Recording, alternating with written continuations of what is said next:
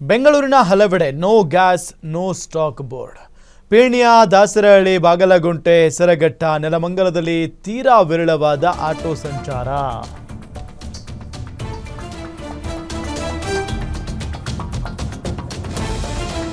ಪೀಣ್ಯ, ದಾಸರಹಳ್ಳಿ, ಬಾಗಲಗುಂಟೆ, ಹೆಸರಘಟ್ಟ, ನೆಲಮಂಗಲದಲ್ಲಿ ತೀರಾ ವಿರಳವಾಗಿದೆ ಆಟೋ ಸಂಚಾರ.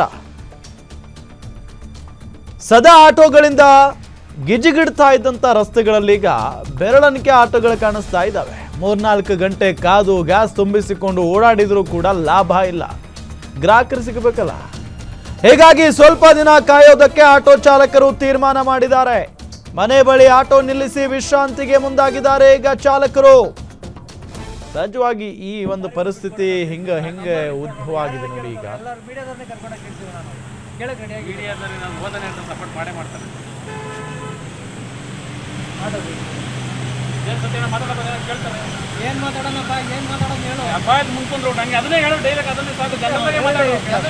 ಬೆಳಗ್ಗೆ 7 ಗಂಟೆಗೆ ಹಾಕಿರೋ ಲೈನ್ಗೆ 2 ಗಂಟೆ ಆದ್ರೂ ಇಲ್ಲ, 3 ಗಂಟೆ ಆದ್ರೂ ಇಲ್ಲ. ಆಟೋದವ್ರು ಏನ್ ಮಾಡ್ಬೇಕು? ಒಬ್ರು ರಾಜಕೀಯದವರು, ಒಬ್ರು ಗಮನ ಕೊಡಲ್ಲ ಆಟೋದವ್ರ ಕಡೆ. ಆಟೋದವ್ರು ಹೆಂಡತಿ ಮಕ್ಕಳು, ಮನೆ ಬಾಡಿಗೆ ಎಲ್ಲಾ ಕಟ್ಕೊಂಡು ಹೆಂಗ್ ಜೀವನ ಮಾಡೋದು? ಗ್ಯಾಸ್ ಈ ತರ ಆಗಿದೆ, ಗ್ಯಾಸ್ ಸಪ್ಲೈ ಇಲ್ಲ, ಏನ್ ಮಾಡೋದು? ಒಬ್ರು ಗಮನ ಕೊಡಲ್ಲ ರಾಜಕೀಯ ವ್ಯಕ್ತಿಗಳು. ನಾವು 2 ಗಂಟೆ ಅದು 3 ಲೀಟರ್ 2 ಲೀಟರ್ ಸಿಕ್ತಿದ್ರಿಲ್ಲ. 2 ಲೀಟರ್ 3 ಲೀಟರ್ ತಗೊಂಡೋಗಿ ನಾವ್ ಏನ್ ಮಾಡೋಣ?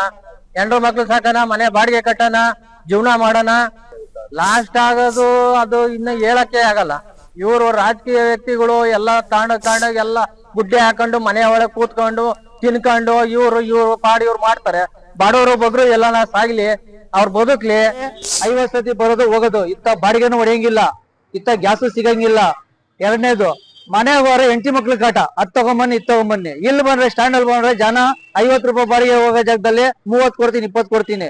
ಇಲ್ಲಿ ಗ್ಯಾಸ್ 60 ರೂಪಾಯಿ ಇದ್ದಿದ್ದು ಇವತ್ತಿನ ರೇಟ್ ಅಲ್ಲಿ 90 ರೂಪಾಯಿ ಆಗಿದೆ. ಕೆಲವು ಬಂಕಲ್ಲಿ 120 ರೂಪಾಯಿ ಆಗಿದೆ. ಯಾರ ಮನೆ ಹಾಳು ಮಾಡ್ಬೇಕು, ಏನ್ ಮಾಡ್ಬೇಕು ನಮ್ಗೇನು ಗೊತ್ತಾಗ್ತಾ ಇಲ್ಲ.